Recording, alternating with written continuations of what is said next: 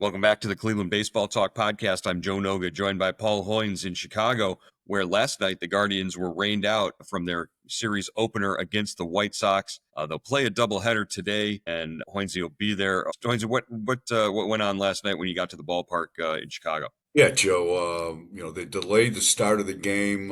One of those rain delays where we sat around for about 45 minutes, and then it started to rain, and it rained pretty good for the rest of the night. So they, postponed Thursday's game. It'll be a day-nighter today. Logan Allen will go in the first game for Cleveland. Gavin Williams will start the second game, and the first game is at 3:10, I believe, Cleveland time. The second game is at 8:10 Cleveland time. So those Gavin Williams starts are beginning to become appointment television, appointment viewing. I don't want to miss too many of those. Gavin Williams in his last few starts has been really outstanding, really sharp. The cutter is really coming along, and just the diversification sort of his arsenal now is allowing him.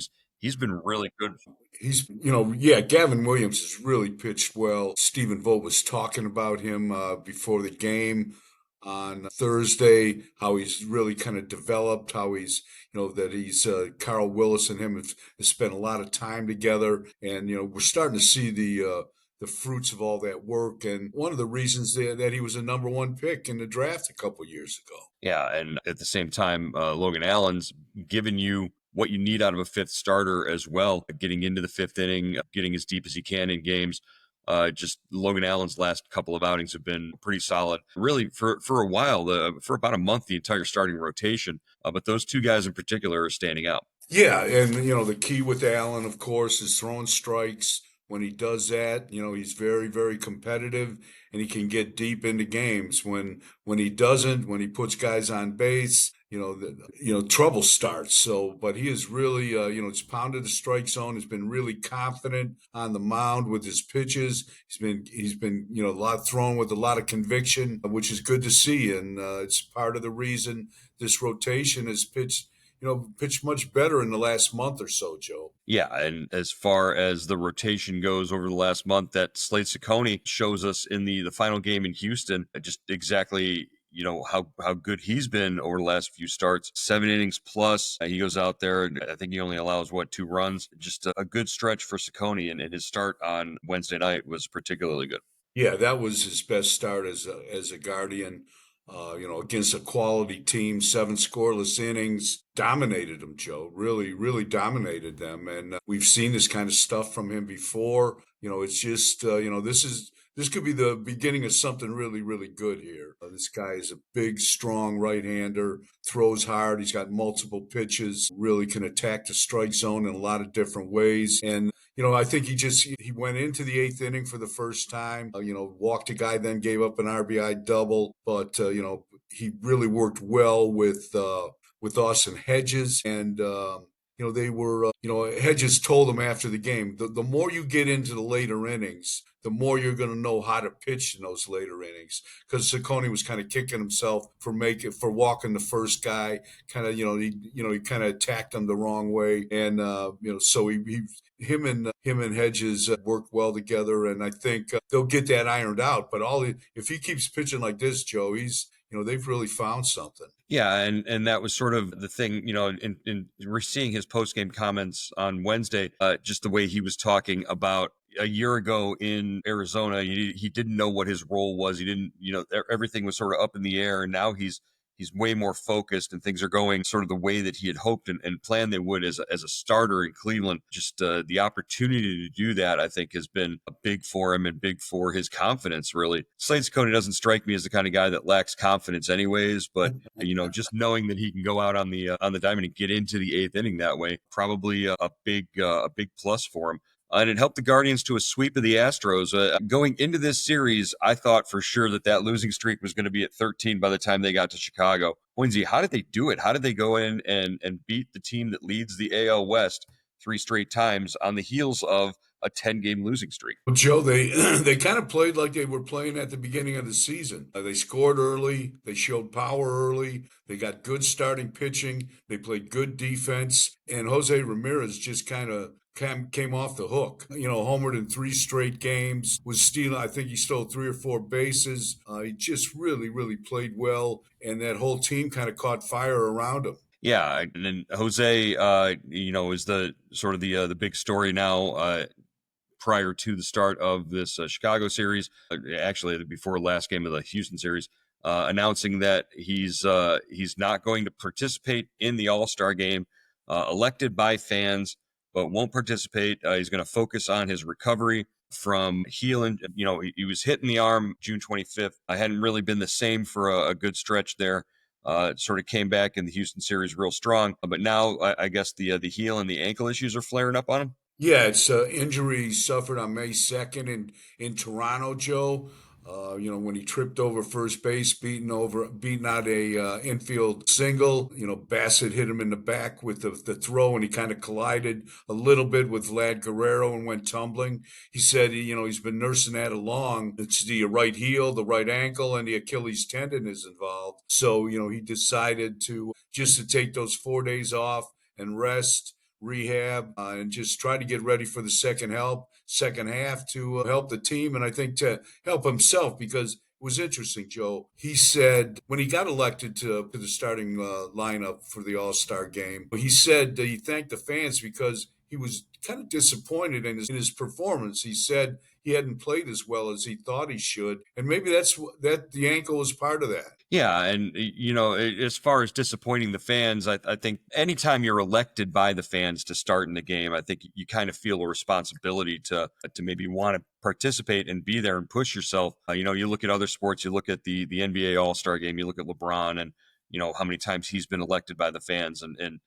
his body wants him to rest during that time and get as much time to recuperate as possible, but he's always pushing himself to do that. Jose, I think it's the smart play, but it's no less disappointing because Jose Ramirez is exactly the kind of personality, the kind of player, the example that you want to see playing in the All-Star game. That's what that kind of showcase is for, to show the rest of the baseball world, hey, this is the kind of player that you want to model yourself after. If you're a kid, if you're a fan, he's got the complete game. But the idea that he owes it to his teammates, he owes it to the Guardians organization to make sure he's at his peak during the remainder of the regular season. I can buy that sort of that reasoning out of Jose Ramirez. Yeah, Joe, no doubt about it. He said, like you speaking to what you just said, when he said he was withdrawing from the All-Star game, he was asked, what he would miss the most, and he goes, came right out and said,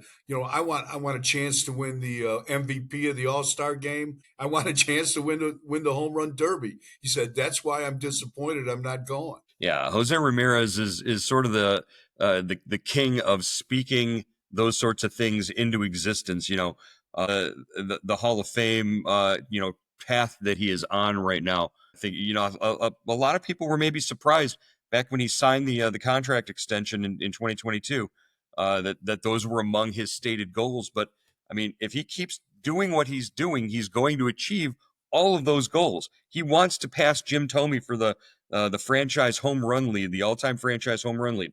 He keeps talking about it. He's going to do it someday. There's no doubt in my mind that he'll get there. Yeah, this guy is a driven guy, Joe, and you don't know that. If you're just around him every day, he's always goofing around. He's laughing. He's cheering his, just having a good time in the locker room. But I asked him during the Houston series, how are you playing on this bad ankle? You go out there, you're hitting home runs in the first inning. You're working double steals. You're starting rallies. You're playing great defense. And he goes, the motivation is always the same with me. I want to win a World Series and I want to go to the Hall of Fame. And that's kind of as blatant as you can be. You're just laying everything out there. Yeah, it's no make no mistake where Jose Ramirez sees himself, where he wants to be, what he wants to be doing as his career continues on.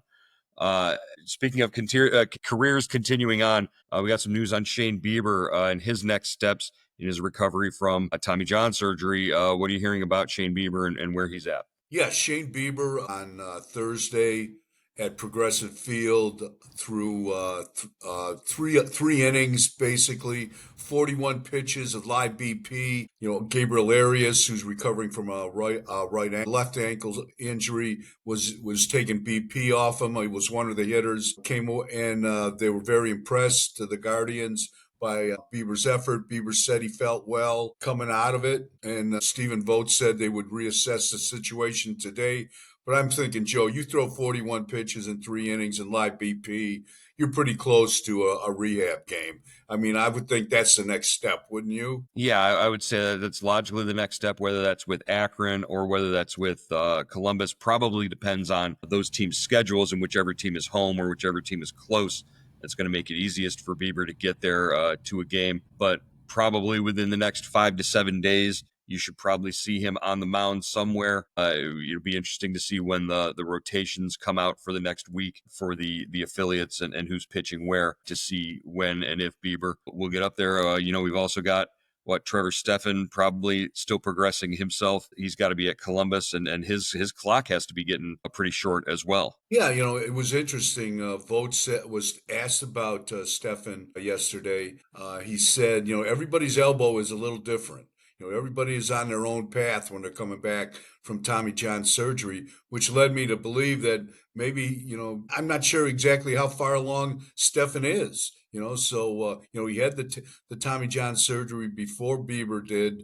He's out on a rehab now, but we really haven't got a clear picture of where he is and how close he is to rejoining Cleveland's bullpen.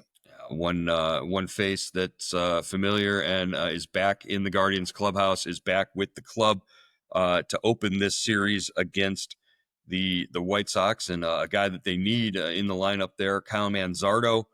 He's back after spending 3 games, the entirety of the Houston series, back home with his family as his mother underwent a heart transplant surgery.